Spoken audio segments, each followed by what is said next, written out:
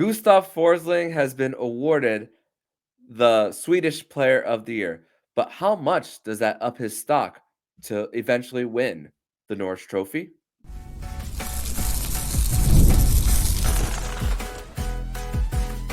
You're Locked On Panthers, your daily podcast on the Florida Panthers. Part of the Locked On Podcast Network, your team every day.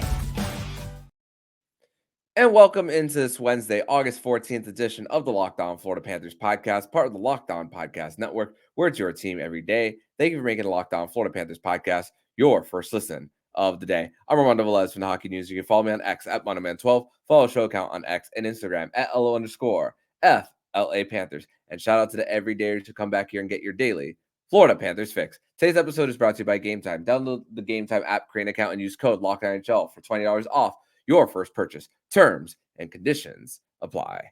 So, Panther fans, grateful to be back here on another edition of the show to once again celebrate the Summer of Champions today on the show. And today on this Wednesday edition, with it being a Winans Wednesday, today we are going to discuss more about where the cup has been lately. We are going to discuss more about the fan experience in segment number 2 and changes that are coming to the fan experience, and more of statistics too when fans attend Panther games. And with Gustav Forsling being awarded the Swedish Player of the Year, we are going to ask the question, how much does this up his stock for the Norris Trophy? And doing that today on this Wednesday, doing this once again with my friend Jacob Winans for another edition of Winans Wednesday. Jacob, welcome back to the show once again, my friend.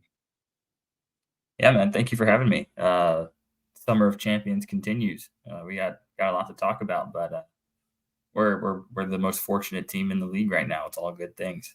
Yes, and it's once again great to be talking more about just the celebration that has continued. And speaking of the celebration that has continued for the Cats, the Stanley Cup has made its way back to North America, where it was in the Northeast in the state of Massachusetts lately.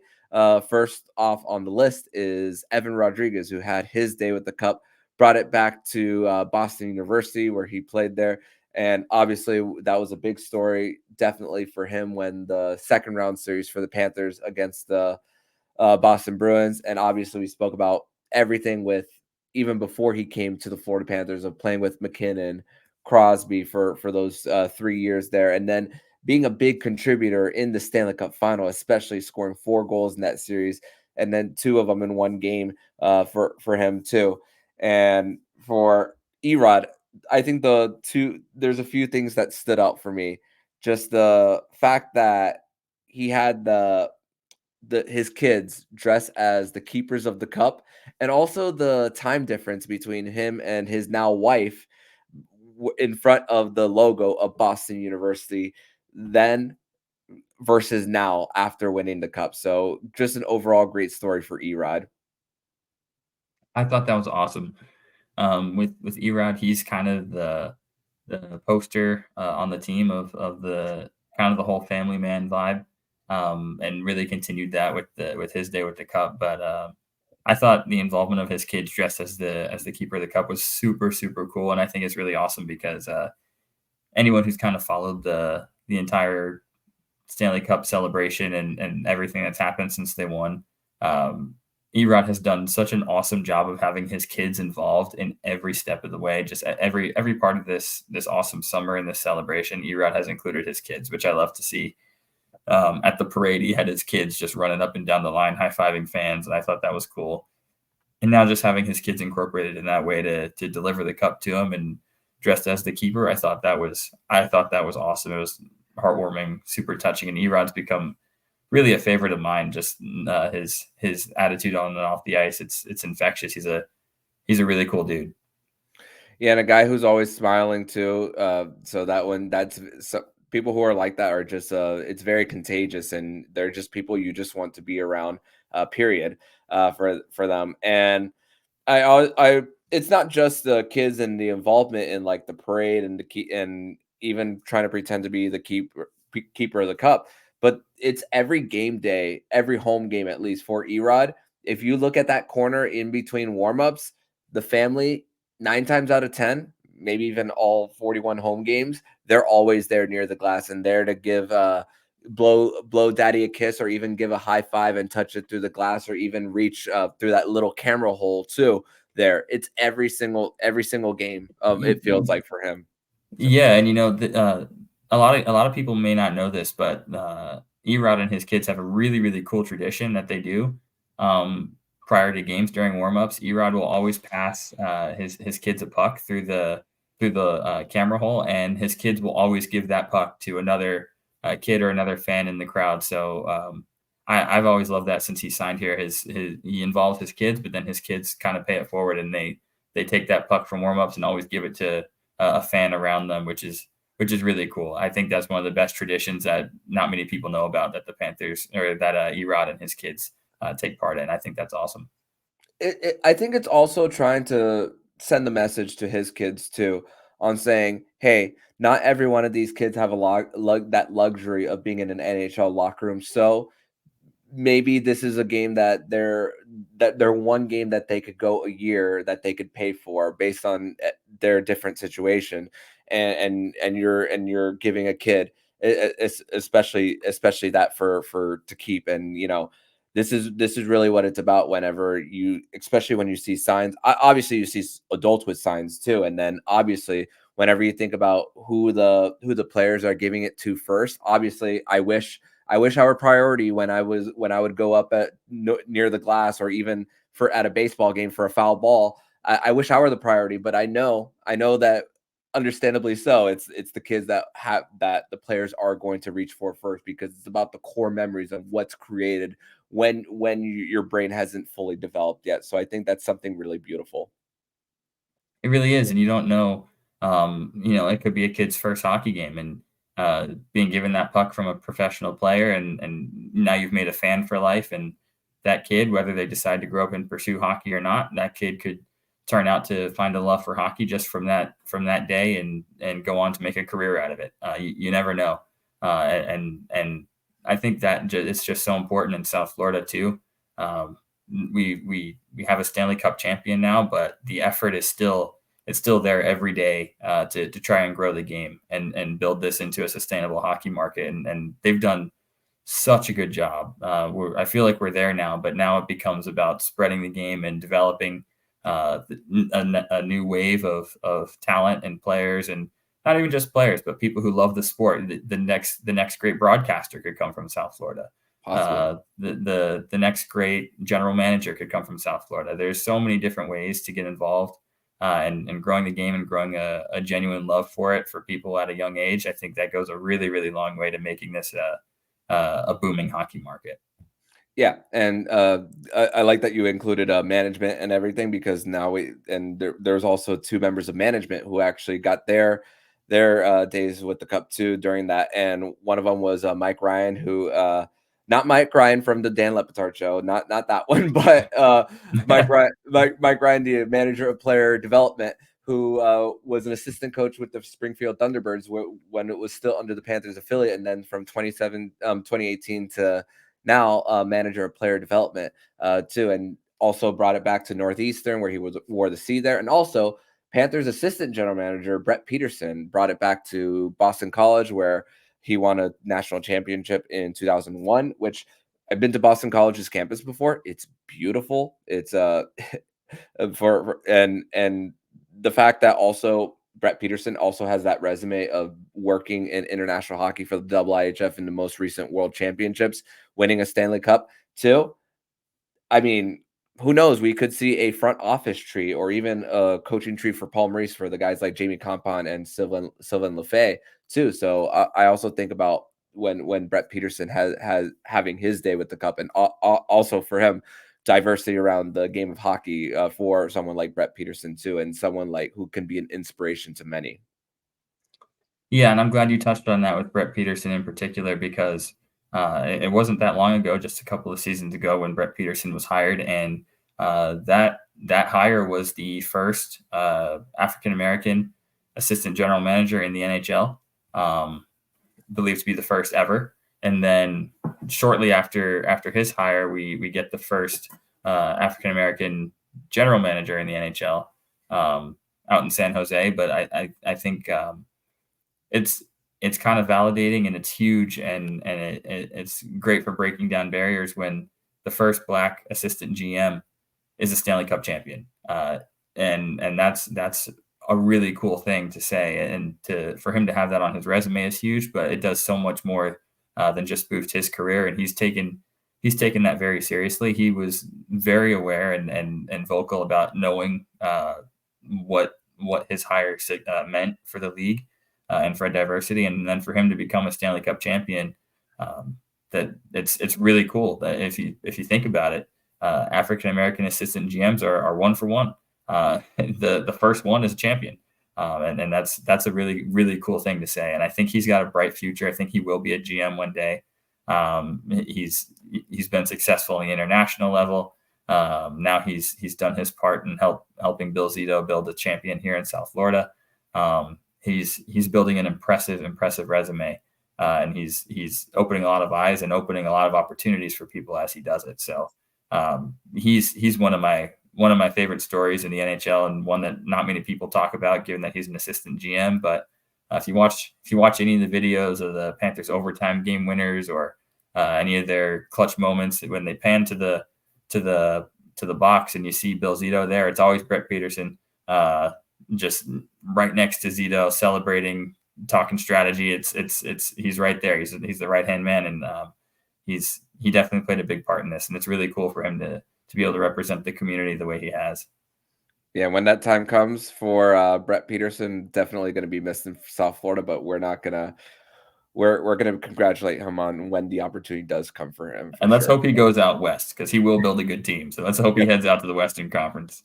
No doubt. But we're going to transition over to segment number 2, where we are going to discuss more about the fan experience and something that's coming to Panther fans now this season with their way to view games, and also some statistics on ticket prices and concession for the Panthers coming into in the previous seasons and coming into next. We are going to discuss that more here on the Locked On Florida Panthers podcast. Today's episode is brought to you by Game Time. And Game Time is an authorized ticket marketplace of Major League Baseball, which makes getting tickets faster and easier. Prices on the Game Time app actually go down the closer it gets to first pitch. And you can save up to 60% off buying last-minute tickets for sports, concert, comedy, theater, and more. And the seat views, get a panoramic view from your seat and in the app before you buy. It's the lowest price guarantee, or Game Time will credit you 110% of the difference. And your purchase is covered with the most flexible customer service policy in the ticket industry. And you can download the Game Time app, create an account, and use code LOCKEDONNHL for $20 off your first purchase. Terms apply. Again, create an account and redeem code LOCKEDON NHL for $20 off. Download Game Time today. Last minute tickets, lowest price, guaranteed. Segment number 2 here on this Wednesday, August 14th, edition of the Locked On Florida Panthers podcast. Thank you once again for making the Locked On Florida Panthers podcast your first listen of the day here on a Winans Wednesday edition of the show. So, Jacob, we spoke up a few weeks ago about what the changes were going to be for the Panthers as far as watching games. Now we discussed how Script Sports now has the TV rights for the Florida Panthers, and you can now watch games from and not pay for necessarily even cable service with you could just plug in an antenna and you have the games in Miami-Dade, Broward, Palm Beach, and there's a soon-to-be station to be named in Fort Myers. And now the question was throughout these last few weeks / month of what streaming is going to look like. Obviously, we're in 2024, just to the times. We knew that there was going to be something coming for the Panthers. So the latest for that is that the Panthers have partnered with ViewLift to stream games, and it's a company that has partnered with the Vegas Golden Knights, who's also on Script Sports, and the Washington Capitals. The Washington Capitals are not on Script Sports, but they use the partner ViewLift to stream, to put their games and access them, to have fans get access to them. So now we have the latest of the updates for that part. No additional information based on login and access, so that's yet to come. But for this for Jacob, it's gonna be a little different now with having another login. And it's crazy to see also if the other regional sports, the local sports catch up to it based on the situation with Bally. But I also wonder of if someone doesn't have a cable provider, uh, or if they just use an antenna to stream games, is there going to be like a different type of credential that you would have to get in, or is it all just based login, or is it going to be based on location too, because it's regional too? So that's another thing. And also, thankfully, for people outside of the region, they still have ESPN Plus. So what do you when you hear this, Jacob? What crosses your mind? Yeah, well, for starters, I am thankful for ESPN Plus. That'll be clutch. But the it's not necessarily an experiment, but I do expect that there will be a little bit of an adjustment, a little bit of a learning curve, and Yep. it's not nothing like this. No transition like this ever goes completely smoothly. So as fans, we'll have to understand and be willing to grow with the growing pains here. But no, I'm very excited for it. I really am. I think there's been a lot of issues and complaints in general, not just from Panther fans, but kind of across sports, anyone associated with Bally sports. There's just been a lot of complaints, a lot of issues. Yep. Bally sports hasn't exactly been the cleanest platform to watch games on. There's technical issues constantly. It's never been a perfect product. So trying something new is always good. But I know when we talked about this when it was first announced, and we didn't really have a whole lot of details. The first thing we thought of was just access, and I'm kind of doubling down on that. I think this is going to be a huge step for visibility. Yep. I think it's going to be a huge step for growing the game and getting Panthers hockey on more screens in front of more new fans that haven't watched before. And I think it comes at a perfect time. This is the Stanley Cup champion. They're the defending champs. They've been the Eastern Conference's most successful team for the past 3 years. With the President's Trophy, a Stanley Cup appearance, and then a Stanley Cup championship. That's a heck of a 3-year run. Goes a long way for growing the game. And I think at a time when we've got the defending champs here in South Florida, where admittedly we can be a little bit of a "what have you done for me lately" type of market down here in South Florida. Fair enough. South Florida has so many sports options that the region tends to support the winners more. The Panthers should draw a ton of attention and a ton of eyes, and there are going to be a lot of people who want to hop on the bandwagon, and it's a great time to. So when you capitalize on that and put Panthers hockey in front of them in the most easy and accessible way possible, I think it can only be a win-win situation. And people are going to ask the question, even if they're not on social media or even if they're not on this YouTube channel too, of watching this podcast, they're going to be wondering, is like, hey, the champions, they might post something on another platform if they're not on Twitter, and then someone, hopefully in a Panthers community, thankfully there's Facebook too that has that Panthers community, and people will be able to explain it. Hopefully you guys help out each other too. That's what I'm hoping for you guys if someone wants to access it. So that's another thing that is really beneficial for this market in this time. But also, speaking of the fan experience, too, it came out that for the Panthers, as far as ticket prices compared to the rest of the league, they are one of the cheapest ticket prices even after winning a Stanley Cup championship, which is awesome to see. Thankfully for the Panthers, the lower bowl seats are sold out once again, and the upper deck is starting to fill more and more with season tickets. But also to also bring awareness too for new fans who might have not been to a game before too. And this is a little bit of a disclaimer with Jacob and I talking about this as two guys who don't have any kids. Usually the lowest ticket price for a Panthers game for a family of 4 is $194, while the highest in the league, Toronto, for the lowest price you'll pay for a party of 4 is in the 630s too.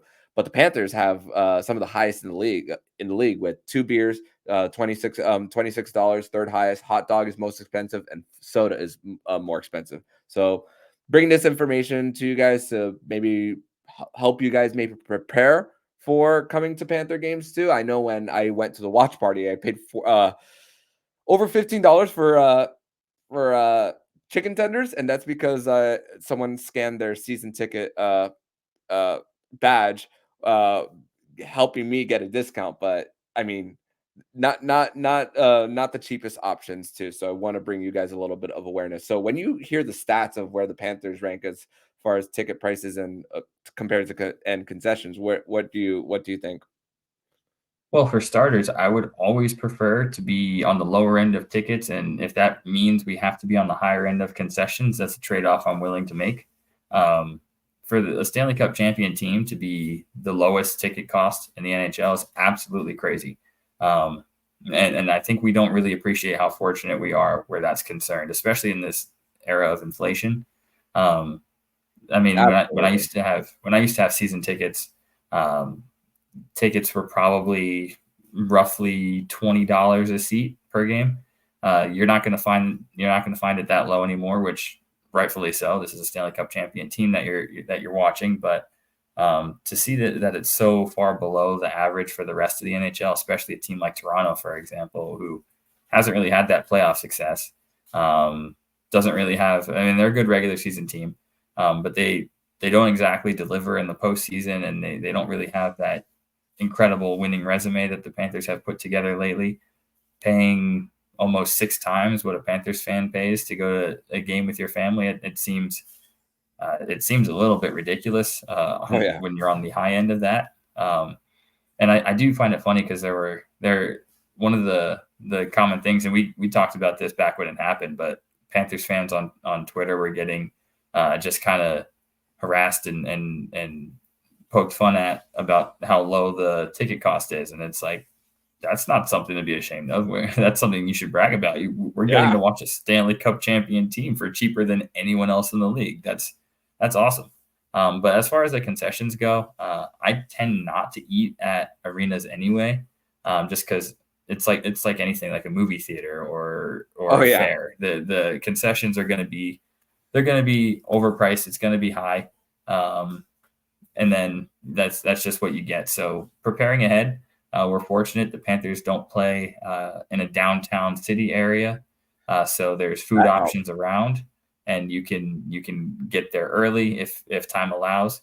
You've got Sawgrass, you've got Flanagan's, you've got all the options right around the arena, and if you are capable of getting there early and getting food beforehand, I always recommend doing that. Mm-hmm. Plenty of food options in the area, but for the price, it's not necessarily bad food either. The arena tends to come through with pretty good food. So if you do have to pay the arena prices, you're not going to be disappointed with the meal. Yeah, and thankfully, in this age, we have mobile ordering too. If you need to get something, not saying it's the easiest thing in the world, as a lot of people have 9-to-5s and then South Florida traffic. So I want to also be considerate of people in that situation too. So just wanted to provide you guys some of the information there so you guys could once again plan accordingly. But we are going to transition to segment number 3, where Gustav Forsling, we're going to discuss about Gustav Forsling being voted Swedish Player of the Year, and also what this means for his Norris chances next season. We're going to discuss that more next here on the Locked On Florida Panthers podcast. Today's episode is brought to you by eBay Motors, and passion, drive, and patience. The formula for winning championships is also what keeps your ride or die alive. eBay Motors has everything you need to maintain your vehicle and level it up to peak performance. Superchargers, roof racks, exhaust kits, LED headlights, and more. Whether you're into speed, power, or style, eBay Motors has you covered with over 122 million parts for your number one ride or die. And you'll find exactly what you're looking for. And with eBay Guaranteed Fit, your part is guaranteed to fit your ride every time or your money back. Because with eBay Motors, you're burning rubber, not cash. With all the parts you need at the prices you want, it's easy to make your car into the MVP and bring home huge wins. Keep your ride or die alive at ebaymotors.com. Eligible items only. Exclusions apply. eBay Guaranteed Fit only available to U.S. customers. Segment number 3 here on this Wednesday, August 14th edition of the Locked On Florida Panthers podcast. Thank you once again for making the Locked On Florida Panthers podcast your first listen of the day here on a Winans Wednesday edition of the show. So, Jacob, the Panthers, they released an article written by Jameson Olive of Gustav Forsling being voted the Swedish Player of the Year. It was via the Swedish Hockey Association and Espressen there. So, and this award for Forsling, he is the third defenseman to win this since 2015. And the company that he's in with two guys, especially, he's in company with Norris winners, Victor Hedman and Erik Karlsson, who both of them have won it more than once. But now with the recognition that Forsling's had, his play in the postseason, which just looking back at his highlights a few times, I feel like every big moment it was Gustav Forsling being there, whether it was the first goal of the series, the game winner against the Boston Bruins in Game 6, a big time goal in Game 3 against the New York Rangers right before they lost in overtime too, and then he's been players have lost him on give and goes, especially in the Rangers series too for Gus, and also shutting down the opposition's top guys too. Plus 56 in the regular season, which was the highest since 1996 too. But I wonder also how much this ups his stock in the Norris, because he got some Norris votes too. But also there are guys coming like Miro Heiskanen. If Buffalo ever gets it together, maybe Rasmus Dahlin gets some consideration too. But I just wonder how much this ups his stock. What do you think? I think it can only help. And I'll also say this, just being in the company of Victor Hedman and Erik Karlsson, that's pretty incredible company to keep. But it helps. I think this is a big help because one thing that's really respected around the NHL, it's a Swedish defenseman. Yes. Sweden has a long history of producing incredible defensemen. And if they're recognizing Gus Forsling as the best of the best, that's a heck of an endorsement for him. But just listen to some of these names that come from that come from Sweden. Just the sort of the tradition and heritage of Swedish defensemen. The gold standards: Nicholas Lidstrom, of course, Erik Karlsson, Victor Hedman. OEL is a Swedish defenseman. John Klingberg, Mattias Ekholm, Hampus Lindholm, Rasmus Dahlin, Nicholas Kronwall, Kalle Johansson, Jonas Brodin, Rasmus Dahlin, Gus Forsling. It's such a long list, and there's so many incredible Swedish defensemen. And for Forsling to be the cream of the crop right now says a lot about his game. Says a lot about his. It's a big endorsement. It's a big recognition for him, and next year I wouldn't be shocked to see him. Now we know what we're going to get defensively, but I wouldn't be shocked to see his offensive numbers take a pretty massive jump. And as we know, the Norris Trophy is a trophy that, for whatever reason, tends to sway a little bit more towards the offensive defenseman. Yep. They don't value defense as much as they value point production from the defensive position, especially power play points. You think guys like Kel McCarr, Quinn Hughes, Adam Fox, these are guys that all produce a ton of offense. Roman Josi, they all produce a ton of offense. Gus Forsling's going to get a chance with Brandon Montour no longer on the Panthers. Gus Forsling is going to get a chance to run the power play. Whether he keeps that job or whether they want to load up his minutes and give him that responsibility remains to be seen, but he's going to get a chance to compete for it. And if that's a role he takes on, I wouldn't be shocked at all to see him become one of the elite two-way defensemen in the NHL. His defense is going to remain the same, but running that power play unit could see his point totals jump into the 70s, even the 80s with that shot that he has. That would not necessarily surprise me at all. He's so mobile, has such a great shot, has such great vision. And if he doesn't end up taking on that role, I think the likely bet is another Swedish defenseman, and that's Adam Boquist. So the Panthers are continuing the tradition of developing really, really talented Swedes on the blue line, and I think Gus Forsling right now is the best of them all.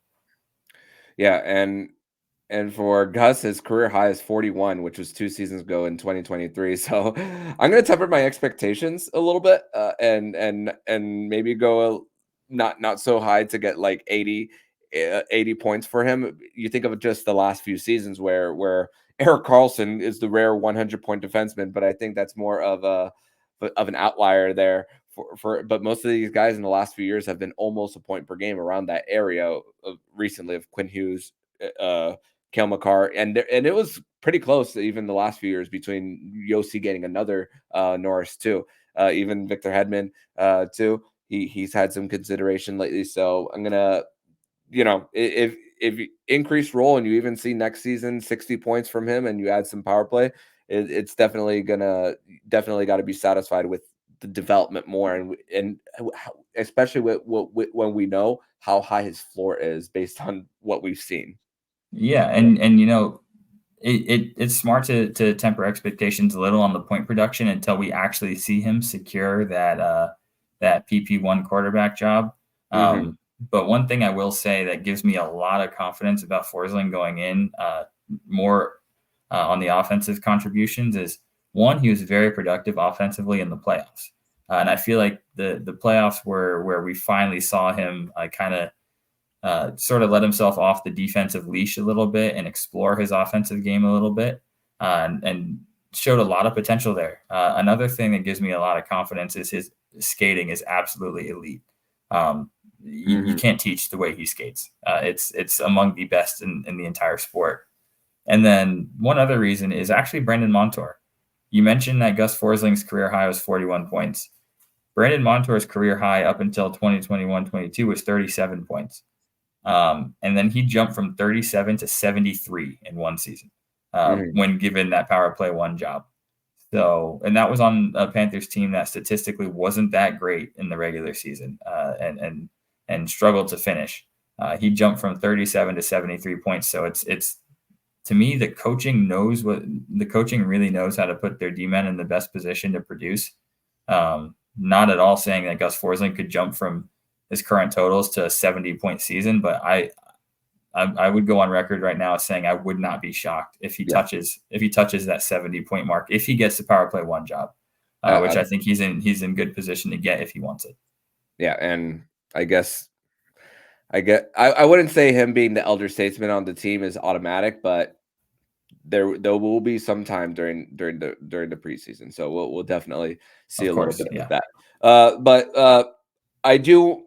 Something we did speak about pre-recording that we do want to finish this episode on.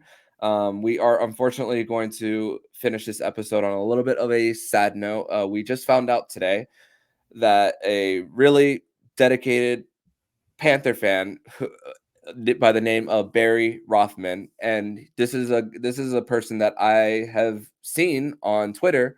And you've seen on Twitter. I've personally seen him on Twitter ever since I've joined the platform and been part of Panthers Twitter since the early 2010s. And Barry Rothman has been a guy who was there from the beginning. Obviously, I've heard his story. He was there from the beginning too. And unfortunately, had a battle with cancer and unfortunately died last week. But he was able to see the Florida Panthers win the Stanley Cup, which is a great, beautiful story for him. Based on that, but a very dedicated fan, Barry Rothman. And I know Twitter is a very small percentage of this fan base, but if it wasn't for that app, I wouldn't know of a Barry Rothman. Any thoughts that you have of him? Yeah, absolutely. Super, super sad and just crushing to hear that news. Fought a long battle with cancer. And I don't think anyone ever loses a battle with cancer. I think you, like Stuart Scott said in his SB speech, you win by how you live. So I won't ever say that anyone lost a battle with cancer, but he fought. I did have the pleasure of meeting Barry a couple of times, actually. He was, and I always had a real appreciation for him because when I first started writing for Panther Parkway, with Frank and all of those guys. Barry was one of the first people to interact with any of my articles. I was happy to have any readers. He was one of the first people to react and retweet and comment, which meant a lot to me at the time. I was 18, just out of high school, and looking to carve my way into the sports world, and that meant a lot to me. And he would meet up with us at our Panther Parkway meetups at the arena during intermission, and I had the chance to speak with him a few times. But he was a longtime fan, longtime season ticket holder. One of the few voices of reason where the Panthers were concerned during some of the downtimes, always optimistic about the future of the team. And like you said, it means a lot that the Panthers were able to win the Stanley Cup, and he was there to see it. But yeah, devastating news, but happy that he got to see that as his life was coming to a close. But yeah, best wishes to him and his family, and ton of appreciation for him for what he meant to the Panthers fan base while he was here. We sometimes forget that this fan base is made up of a bunch of people too. It's not just about the sport. There's real connections, real relationships and friendships made. And I know he meant a lot to a lot of people. Yeah. And for Barry, he was a person who, for Game 7 of the Stanley Cup final, the day before, he was in the hospital, and he came right to the game after, and we are putting this on the screen on the YouTube of his tweet from that. So great to see that he got to experience that for him, and my condolences do definitely go out to him and his family. And I'm doing this impromptu, Jacob. We are going to end this episode with a little bit of a moment of silence and our condolences, and we send it out to Barry Rothman. So rest in peace, Barry.